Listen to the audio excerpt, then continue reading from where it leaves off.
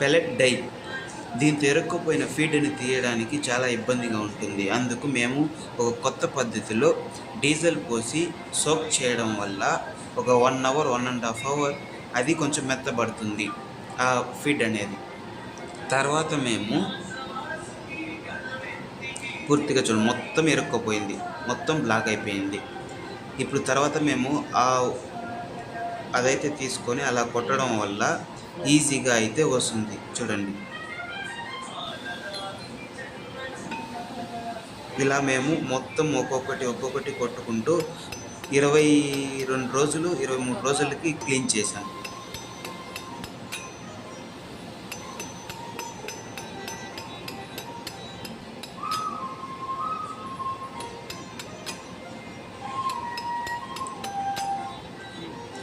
ముందుగా మనము ఇలా డీజిల్ పోసుకొని 1.5 అవర్ 1 అవర్ అట్లా పెట్టుకోవాలి.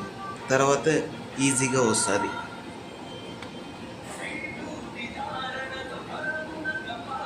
ఇలా ఒక్కొక్క హోల్ని తీసుకుంటూ రావాలి.